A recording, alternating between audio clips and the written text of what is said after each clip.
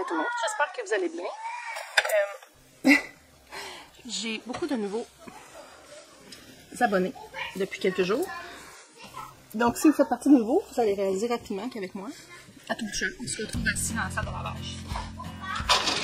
À plat côté. Pourquoi? Parce que c'est la seule place où est-ce que j'ai... Ben c'est pas la seule place, mais c'est vraiment un des endroits où est-ce que je peux vraiment m'asseoir et jaser de tout et de rien avec vous. Là, je me suis dit que c'était un moment parfait parce que même si j'ai une grosse pile derrière moi, ce qu'on voit, c'est une nappe. Fait que je partagerai pas les bobettes de mes enfants nulle part. Là, j'ai publié mon vidéo de notre festin de Noël de l'autre jour et ça l'a vraiment pogné, mais ça m'a aussi rappelé... C'est drôle, c'est vraiment un cercle. Vicieux ou vicieux, je ne répète souvent, ça je crois, mais que faire des vidéos, c'est à peu près comme n'importe quoi d'autre. Ouais, c'est que quand j'en fais, je réalise que ça me manquait puis que j'aime vraiment ça d'en faire. Puis quand que j'en fais pas, je pense pas vraiment d'en faire. Fait que là, je me suis dit, je vais me botter là derrière pour en faire un autre. Tout de suite. Mais, honnêtement, je sais pas de quoi je vais vous parler. J'ai plein de choses que je sais dont je vais vouloir vous parler quand la nouvelle année va arriver. Mais là, le 10 décembre, j'ai pas de sujet précis à partager avec vous. Mais je me suis dit, je vais quand même ouvrir la caméra parce que j'ai tout le temps des pensées pareilles. Il y a tout le temps quelque chose qui me passe par la tête. Il y en a qui trouvent ça vraiment bizarre, mais cette année, ça a été la deuxième année qu'on a fait ça, puis je veux que ça reste une coutume. On est allé à la messe le soir. J'ai tendance à dire la messe de minuit, mais pas vraiment la messe de minuit. L'année passée, c'était la messe de 4 heures. Cette année, elle était à 9 heures. Je sais pas si... Je sais qu'avant, celle l'année passée, fait qu'il y a 2 ans, il n'y en avait pas eu. Donc, je me questionne si est-ce que l'année passée, la messe de 4 heures, c'était comme un test qu'ils faisaient à savoir est-ce qu'il va y avoir des gens. Puis il y avait quand même... c'est une petite église, là. Fait que, il y avait quand même, mettons, le tiers de l'église de rempli. Fait que cette année, ils ont bougé ça en 9 heures, puis il y avait beaucoup plus de monde. Donc, cette année, il y avait littéralement la moitié de l'église de rempli. Puis, avant de fermer la caméra, si vous êtes des anti-religieux, je suis pas du tout pratiquante, mais...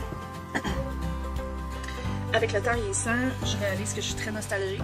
Et je fais pas ça vraiment par la nostalgie, mais plus pour avoir des traditions qui sont typiquement québécoises. Je réalise que dans notre ère qu'on est en ce moment, en fait, si vous voulez fouiller dans mes affaires, il y a une vidéo où est-ce que j'ai nommé « Je suis née dans la mauvaise ère ». Et je le crois encore souvent, je pense souvent encore beaucoup. Par contre, je pense que j'étais peut-être un peu hormonale lors de cette vidéo-là. Sauf que, bref, avec toutes les réflexions que j'ai eues dans les derniers mois sur l'ère dans laquelle on vit, puis le monde dans lequel on s'en va, je reste très déprimée, pour être vraiment honnête avec ça. Je suis comme un peu déprimée il y a plein de choses qui rentrent en conflit. Pas en conflit, mais en même temps dans ma tête quand je pense à tout ça. Et récemment, c'est une amie qui m'a confié que sa fille est au secondaire.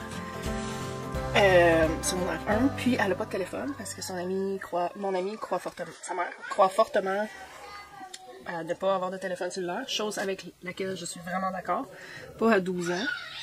Puis elle s'est fait rencontrer parce que sa fille est tout le temps toute seule.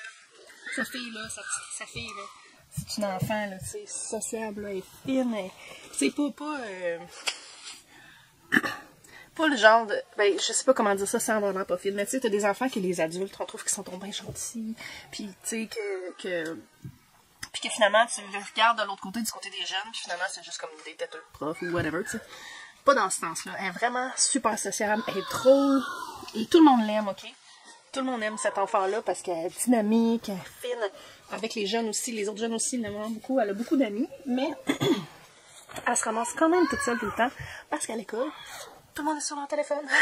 Fait que ça m'a ramené à repenser à tout ça, les mots de téléphone de nos jours. Oui, c'est plein de bonnes choses, mais comment est-ce que ça nous apporte? Vous allez voir, tout ça va faire du sens à la fin. Comment est-ce que ça apporte du mauvais, puis surtout pour les jeunes, là, genre...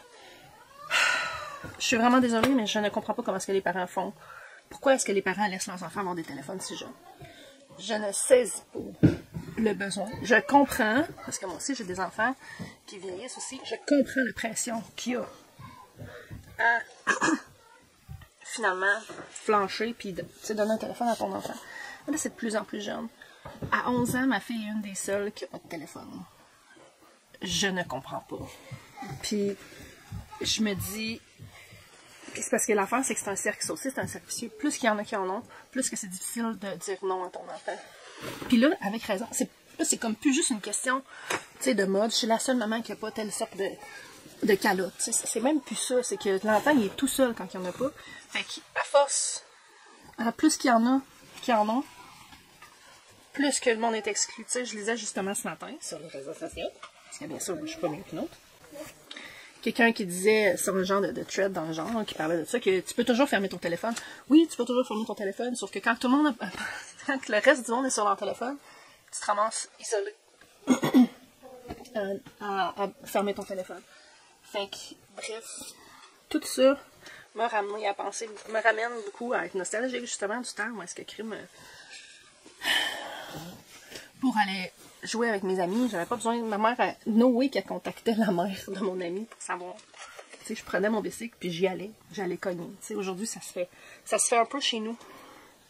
Dans mon village, on s'est entendu. Il plus qu'on se parle, les parents, tu sais, pour s'entendre que c'est correct de faire ça. Mais il a quand même fallu qu'on se parle pour le faire. Ça se fait comme presque plus de ce que je constate. De, tu sais, juste aller cogner chez ton ami. Pour savoir si elle veut jouer. Même que mes enfants, ils ont un temps où est-ce que... Avant que je me fasse parler. Quand j'ai commencé à me parler de téléphone cellulaire. Parce qu'on s'entend, mes enfants font l'école à la maison, là. Ils n'ont même pas tant de pression que ça pour en avoir un, mais ils en ont quand même. Fait que je me suis dit, bon, commencer par leur prendre une ligne fixe à la maison. Puis c'est là que j'ai réalisé que ces enfants-là ne s'appellent même plus. Ils connaissent même pas le numéro de téléphone de leur ami. Hey, moi, le numéro de téléphone de mon ami, là, ma meilleure amie, là, je le connaissais par cœur. Je pouvais le faire les yeux fermés. On s'entend. Puis, c'était un autre temps. Mes parents parlaient, chialaient qu'on était tout le temps au téléphone, mais tu sais, je me dis, crème, au moins, on se parlait. Aujourd'hui, ça se parle même plus. Puis, ma fille, tu sais, je pensais que ça allait être cool. Tu sais, j'avais presque l'espoir que ça parte un nouveau trend, ça, d'avoir une ligne fixe à la maison avec un beau téléphone rose, avec un fil. Haha, c'est super vintage. Mais non, pas tout. Il n'y a aucune de ses amies qui a eu l'intérêt de l'appeler puis de parler au téléphone. Fait que, bref. Là, Noël est arrivé. Et c'est une influenceuse que j'écoute beaucoup, qui s'appelle Jess, qui est sur Roots and Refuge Farm. C'est une américaine, puis je l'aime vraiment, je l'aime beaucoup. Et à cause de son jardin, à cause de sa cuisine, mais aussi à cause de la façon dont elle pense. On dirait que, je me dis, on a le même âge, à quelques mois de différence. Fait que je me dis, c'est-tu une question d'âge? Ou ben c'est une question de temps dans lequel on est, ou quoi que ça. Mais souvent, elle soulève des questionnements qui fit vraiment avec la phase dans laquelle je suis dans ma vie. Puis elle parlait beaucoup des traditions. Que c'est nous, en tant que parents maintenant, qui doivent faire les traditions. Puis ça m'a pris un bout de temps à réaliser que si je veux avoir des traditions de Noël, faut pas que j'attende que mes enfants soient plus vieux. Que c'est moi qui est en contrôle de les faire. Tu sais, puis il faut que ce soit tout conscient puis volontaire. Je peux pas attendre que le temps passe, puis espérer qu'à Noël, dans 10 ans, mes enfants soient nostalgiques de telle affaire qu'on faisait du Noël de leur enfance, si j'ai pas fait des efforts pour rendre ça spécial. Je faisais toujours ça pour essayer de rendre ça spécial, mais j'avais pas rien. Je faisais jamais le même repas, c'était jamais la même journée, on faisait jamais la même affaire.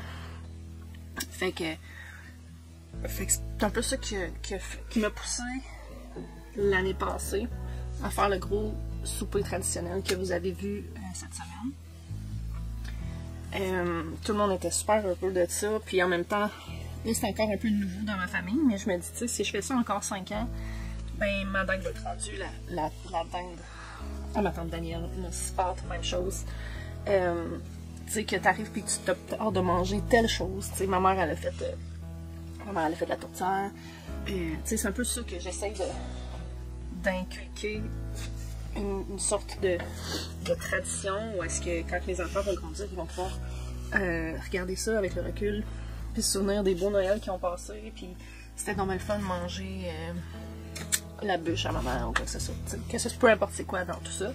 Mais mais qu'un jour ils me demandent la recette, puis que je leur donne, puis qu'ils puissent la faire pour leurs enfants aussi. Puis, dans tout ça, là, toute la grosse parenthèse sur le téléphone cellulaire que je viens de faire, en réalité, c'est que j'ai réalisé cette année que mes enfants sont pas très en contact avec la culture québécoise. Et ça me trouble un peu, là. Je suis très québécoise dans mon cœur. Mais c'est ça, tu sais, dans tout ça, même si mes enfants n'ont pas beaucoup accès à des réseaux sociaux, ils se ramassent sur YouTube à écouter du monde de la Californie, à écouter du monde du Texas, à toutes sortes d'affaires. Ils jouent à des jeux tu sais, bref, ils ont pas le... Tu sais, nous, là, quand on était jeunes, on avait comme pas de choix, vraiment. C'est ça c'est ça que je trouve, on a trop de choix. Puis ça faisait en sorte que, tu sais, nous, le samedi matin, c'était Vassimolo qu'on écoutait. T'sais. On écoutait la radio, puis on avait notre cassette pour la toune. C'était pas juste de la toune, c'était pas juste des tounes québécoises, mais ça reste que on n'avait pas le choix de ce qu'on écoutait, sauf si on avait une cassette qu'on se faisait donner, ou qu'on s'achetait, ou un CD, ou qu'on pognait notre toune puis qu'on l'enregistrait au bon moment en écoutant la radio. Puis il y avait beaucoup de tu sais aussi qu'on était pas confrontés, mais tu sais aussi qu'il y avait notre culture au travers de ça. Des animateurs québécois avec de la musique québécoise, des invités québécois, etc. Fait que là, j'ai comme réalisé qu'à force d'écouter, moi je suis pas mieux, là. Tu sais, des vidéos sur YouTube d'Américains ou d'Américaines, d'écouter des podcasts, d'écouter des livres audio en anglais, tout ça. Mes enfants, la culture québécoise, ils l'ont comme pas. Ils sont pas vraiment exposés à ça. Puis là, j'ai décidé que j'allais les exposer. En fait, en passant en cours d'histoire.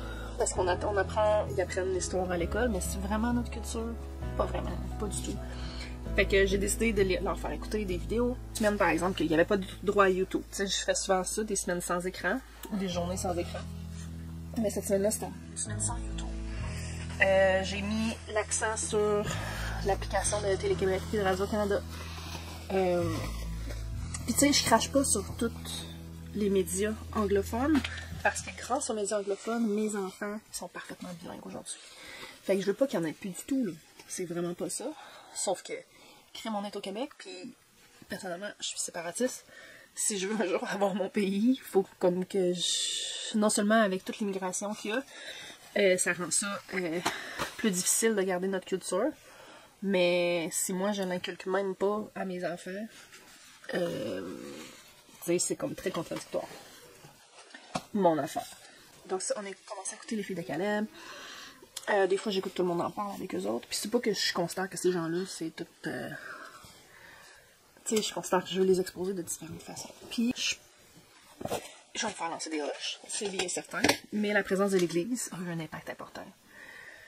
Je trouve ça terrible comment est-ce que on nous a appris à détester la religion parce que par le passé, il y a eu des mauvaises... Il y a eu des mauvaises expériences. On a eu des mauvaises expériences au Québec avec la religion.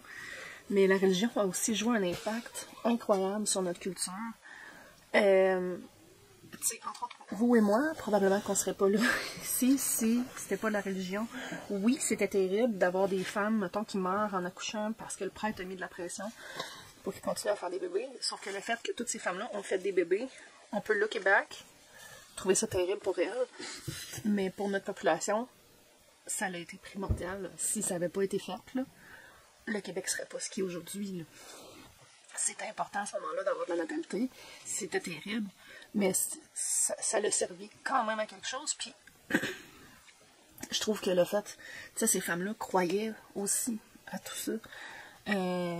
Ces femmes, tu sais, il y en a des femmes là, qui ont décidé.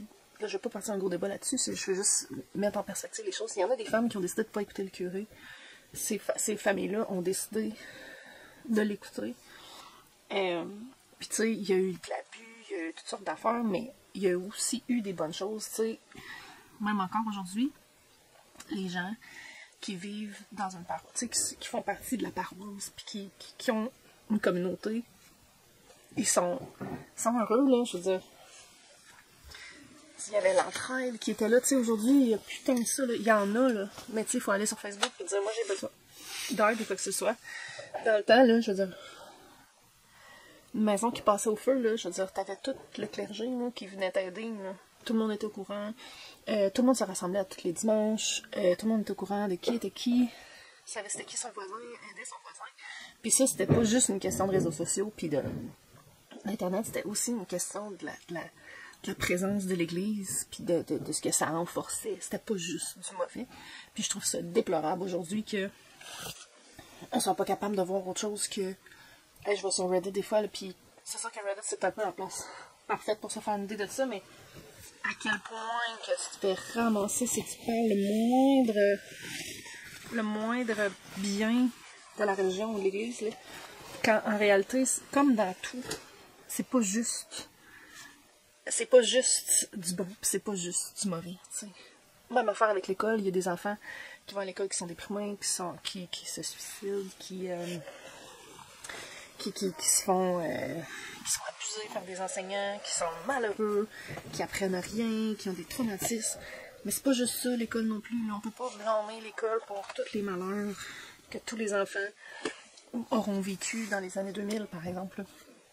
Fait que la raison pour laquelle je voulais apporter mes enfants à l'église, c'était parce que pour apprendre, je trouve ça honteux que mes enfants savent pas c'est qui Jésus, mettons.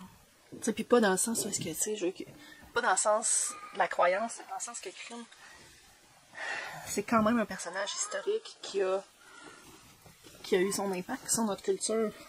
Puis le fait qu'on l'efface de partout, je trouve ça plate.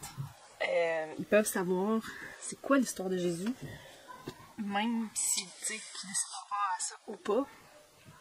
Donc, c'est ça. L'année passée, on est allé à l'église à Noël pour aussi établir les bases de c'est quoi Noël. C'est à la base, là, c'est une fête religieuse.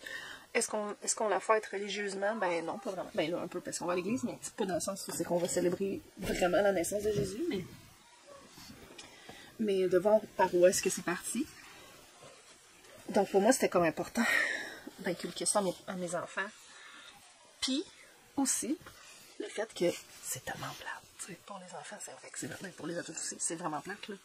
C'est vraiment plate à l'église, et encore plus à Noël, mais montrer à mes enfants que on peut apprendre à patienter. Tu sais, apprendre à se recueillir aussi, tu sais, même si, peu importe ce que tu crois dans la vie, ça fait pas de mal de, tu sais, d'être assis, puis de tout ce que tu as à faire, c'est d'être assis puis penser pendant 1 heure, là.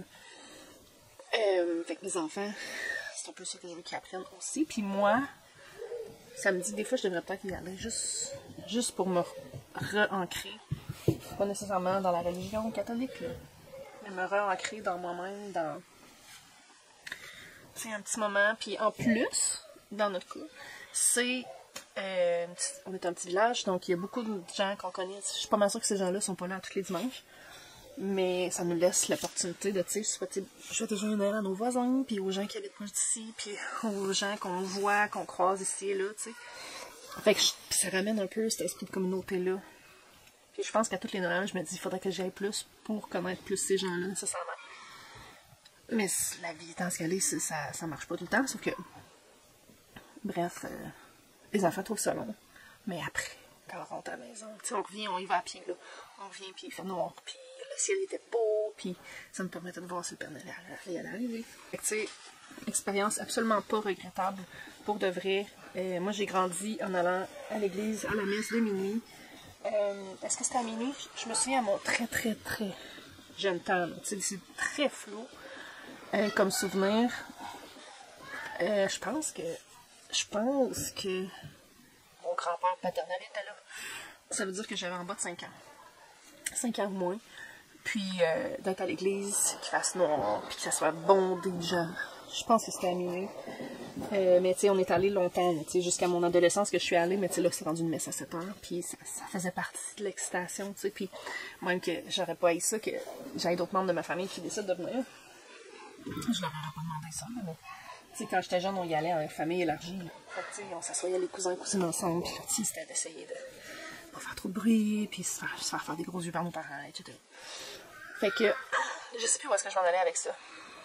Le point de départ était que les traditions qu'on a faites, mais au final, c'était je pense que la présence de l'Église. Faut arrêter de cracher sur l'Église, je pense. Je pense que faut peut-être pardonner aussi. Ça a l'air très religieux, comment est-ce que je parle, mais peut-être pardonner à ceux qui ont fait du mal, tu sais, volontairement. Mais je pense au final aussi, c'est important dans la vie. Ça, c'est quelque chose qu'on a comme oublié, j'ai l'impression, de se souvenir de l'intention des gens. On dit que l'enfer est pavé de bonnes intentions, en effet, mais tu sais, un peu comme quand, surtout à ce temps-ci de l'année, je lis des choses, là, que ma belle-mère, elle a dit telle affaire à Noël, puis là, c'est fâché, mais tu sais, c'était quoi son intention? Tu sais, c'est ta belle-mère quand elle arrive, puis qu'elle donne un bisou à ton bébé, là. Tu peux lui dire gentiment que tu préfères que non, même si elle a une guédille. Tiens, à cause qu'elle a une guédille, ouais. Je sais pas, tu sais, peu importe, là. Mais tu peux-tu te souvenir qu'au final, là, au départ, cet acte-là, c'était un acte d'amour envers ton bébé? On peut-tu être indulgent avec nous-mêmes, puis aussi avec les gens du passé? Tu sais, toutes les atrocités qu'on peut parler du passé, il y en a beaucoup là-dedans qui c'était dans l'ignorance. Puis, par exemple, encore les prêtres qui disaient aux femmes de continuer à faire des bébés, là. Je suis persuadée qu'ils croyaient faire le bien, là. Tu sais, ils croyaient pas, ils voulaient pas faire souffrir la femme, là. Tu sais, ils voulaient pas qu'elle meure puis qu'elle laisse 12 enfants orphelins, tu sais. Fait que des fois, je trouve qu'on devrait retourner en arrière, être indulgent avec notre histoire, puis essayer de regarder le bien. C'est un petit peu ça, tu sais. Ça va pour tout, là. Je veux dire, on peut tous aussi regarder nos parents. T'sais, évidemment, on a toutes des histoires différentes, mais tu sais, ça va aussi pour nos parents de quand t'es petit, ma mère, elle faisait pas ci ou elle faisait pas ça, puis la star, tu en veux pour le reste de tes jours, puis réaliser que peut-être que, ben oui, ben dans ce temps-là, elle était dans 20 ans, puis elle était jeune, puis elle savait pas trop, tu sais, son intention c'était quoi? C'était-tu vraiment de me nourrir? C'était. Bref, on a tous des histoires différentes, fait que tu sais, je peux pas dire à tout le monde, ta mère voulait ton bien. Mais tu sais, si je pense à mon père et moi, il y a bien des affaires que je pourrais rapprocher. Puis crime, avec le recul, tu fais bon, ben garde. Probablement c'est fatigant, pas rien changer. Mais aussi, il était jeune et innocent, puis il savait pas faire mieux. Tu sais, même affaire pour par le passé, puis ça m'écoeure qu'on essaie d'effacer un peu notre histoire. Toute notre histoire, là. Ou qu'on essaie de garder juste le mauvais. Il y a aussi eu du bon. Fait que bref. 27 minutes. C'est à peu près tout ce que j'ai à dire. Finalement, j'avais des choses à dire encore. On va se retrouver la prochaine fois. Si on ne se revoit pas d'ici la prochaine année, je vais vous souhaiter un joyeux jour de l'an. Mais on va certainement se retrouver en 2025. 2025. Souvenez-vous du bug de l'an 2000? Ça fait 25 ans. Bon, on se retrouve la prochaine fois. Bye.